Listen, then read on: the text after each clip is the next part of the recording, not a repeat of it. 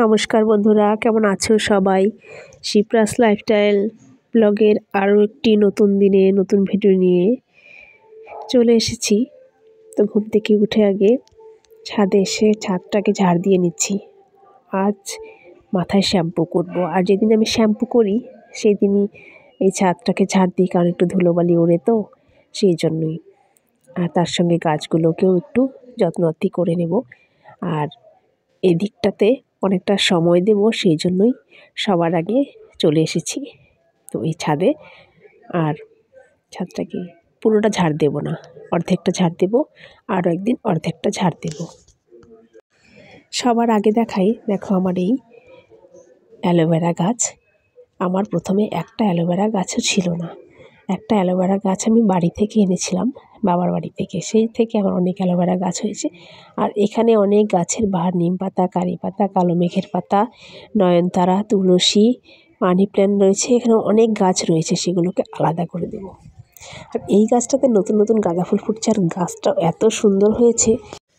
তো এই গাছটা এখন প্রচুর ফুল দেবে। আর এই গাছটা এখনও ফুল ফোটা শুরুই হয়নি, গাছটা শুধু বড়ই হয়ে যাচ্ছে। আর আরেকটা গাছে কুড়ি বেরিয়েছে। তো একটা পালং শাকের গাছটা গোড়াটা লাগিয়েছিলাম পালং শাকটা খাবার পর। তো তার থেকে একটা শীষ পালং হয়েছে, সেটা কিন্তু ফেলবো না, নষ্ট করবো না, খাবো। তো একদিন চচ্চড়িতে কেটে দিয়ে দেবো। আলু গাছগুলো বাটা খাওয়াই হচ্ছে না, আলু পাতা বাটা। আর এই দেখো কি সুন্দর গাছের গোড়া থেকে পালং শাক বেরিয়েছে। আর এগুলো হচ্ছে সব ইনডোর প্ল্যান্ট। তো এখানে এভাবে করে রেখেছি, বড় হয়ে গেলে তো এগুলো জায়গা মতো দেওয়ার চেষ্টা করব।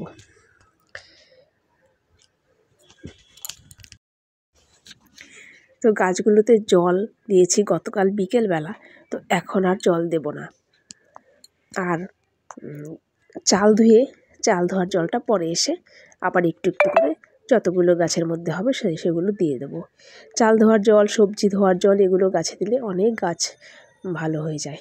তো এদিকে স্নান সেরেও চলে এসেছি, আর মাথায় শ্যাম্পু করে নিয়েছি। এদিকে ছেলে মেয়ে ঘুমোচ্ছে, তো ঘুমাক, প্রচণ্ড ঠান্ডাও পড়েছে। আর ওরা এখন একটু ঘুমিয়ে নিক, মেয়ের স্কুলও বন্ধ রয়েছে। তো এখন আমি ভাতটা বসিয়ে দিই।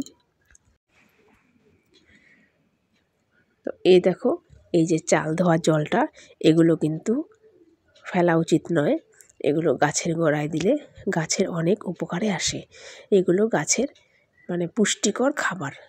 আমরা যেমন অনেক খাবার খাই, তার মধ্যে অনেক পুষ্টিকর খাবার খাই, গাছেরও তেমনি শুধু খাবার খেলে হবে না, পুষ্টিকর খাবার কিছু দিতে হয়। এদিকে সম্পূর্ণ গাছে তো হবে না, কিছু কিছু গাছে দিয়ে দেব, পরদিন আবার যেই গাছগুলো দেওয়া হয়নি সেগুলোতে দিয়ে দেব। তো এইভাবেই চলতে থাকবে। তো এদিকে ভাত আর বেগুন ভাজা হয়ে গেছে। তো প্রচণ্ড ঠান্ডা লাগছে। এদিকে ছেলেও ঘুম থেকে উঠে গেছে, তাই ভাবলাম যে গতকালের তো কিছু তরকারি রয়েছে, তো আজ এখন ছেলেকে নিয়ে ছাদে যাই, একটু বইও পড়াবো। আর ওকে সকালের খাবার খাইয়ে দিয়েছি, আর একটু ও যেহেতু লিখতে শিখছে, একটু লেখাই।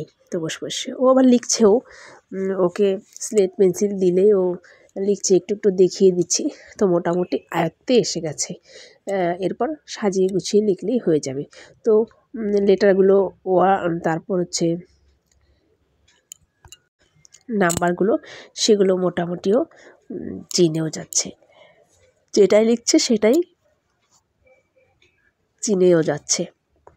মুখে আর কি বলছে যে এটা লিখছি, এটা অমুক লিখছে, এটা তমুক লিখছে, এটাই লিখছি, এটা বি লিখছি, এটা 1 লিখছি, এটা 1 লিখছি, এইরকম আর কি।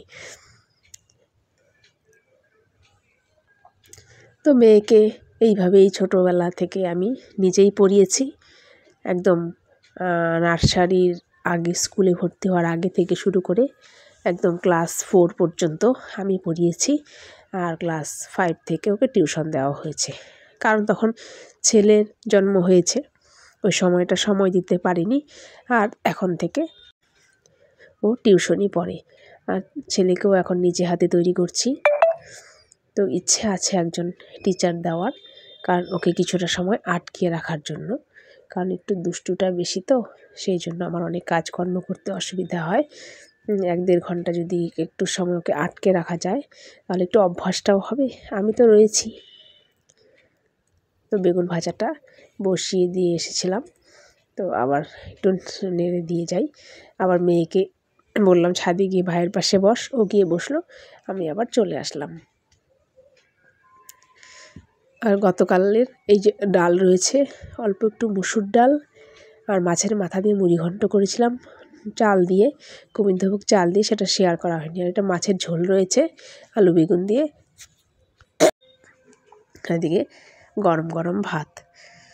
আর করেছি পাবদা মাছ 3টে ছিল, সেটা সর্ষে পোস্ত দিয়ে করেছি। তো আমার ছেলে মেয়ে দুজনেই পাবদা মাছ খেতে ভীষণই পছন্দ করে। তো ওর পাপা যাওয়ার আগে 2 রকম মাছ কিনে দিয়ে গেছে, কাতল মাছ আর পাবদা মাছ অনেকটাই। তো আজকে এই শেষ 3টা ছিল, সেটা তো আজকে করেছি। তার সঙ্গে ডিম পনির এসব এনেছিল। লবণটা বাড়ন্ত হয়েছে, সেই জন্য ঢেলে রাখছি। আমরা লবণও বলি নুনও বলি। আর এদিকে সন্ধ্যাবেলা একটু বাজার যাব। ছেলে ওর খাবার ফুরিয়ে গেছে। খাবার বলতে ও মাঝে মাঝে কলা, অরেঞ্জ, কিশমিশ, খেজুর এ সমস্ত খেতে চায়। তো কিশমিশটা নিয়ে আসবো, আর একটু কলা, দেখি আর কি আনা যায়। আর পাশের বাড়ি একজনের বিবাহবার্ষিকী রয়েছে, তো নেমন্তন্ন করেছে। তো মেয়ে যাবে, কি আনবো ভেবে পাইনি। একটা সুন্দর কফি মাগ এনেছি, আর একটা আটার চালনি খুব দরকার ছিল, সেটা মনে পড়েছে, নিয়ে এসেছি। আর এদিকে নিয়ে এসেছি কালো আঙুর, অরেঞ্জ, আর হচ্ছে কলা, আর একটা কিশমিশের প্যাকেট। ঠিক আছে, আজকের ভিডিওটি এই পর্যন্তই। দেখা হবে নতুন একটি ব্লগে নতুন একটি ভিডিও নিয়ে।